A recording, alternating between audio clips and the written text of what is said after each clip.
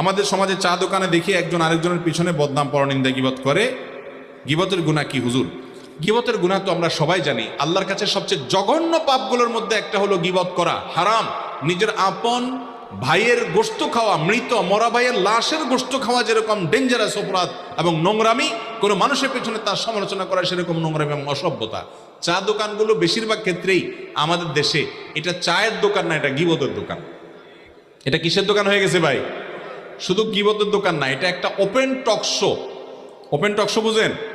টেলিভিশনে যেরকম talk show হয় 2-3 জনে, এখানে ওপেন টক শো হয়, 24 ঘন্টা টক শো চলতে থাকে বিভিন্ন পলিটিক্যাল ইস্যুতে, হাইপোথেটিক্যাল ইস্যুতে, বিভিন্ন বিষয়। ঠিক না বে ঠিক? ভাইরা আমার, আপনি চার দোকানে বহু জিন্দিগি কথা বলেছেন। আব্দুল্লাহ জাহাঙ্গীর একটা কথা বলতেন, রাহিমাহুল্লাহ একটা কথা বলতেন, যে আপনি চা দোকানে বসে 20 বছর 30 বছর ধরে আড্ডাবাজি করছেন এবং বহুত গাল গল্প করেছেন। কি লাভ হয়েছে? 10 টাকার মালিক হয়েছেন? 10টা আমল নামায় সব লেখা হয়েছে, বরং গুনাহ বহুত লেখা হয়েছে। ওই টাইমটাতে নিয়ে নিজের স্ত্রীর সাথে একটু মহব্বতের কথা বলেন, আমল নামা কিছু সব লেখা হবে ইনশাআল্লাহ। কথা কি বুঝাতে পারছি? আল্লাহ তাআলা আমাদেরকে গীবতের ভয়াবহ গুনাহ থেকে বেঁচে থাকার তৌফিক দান করুন।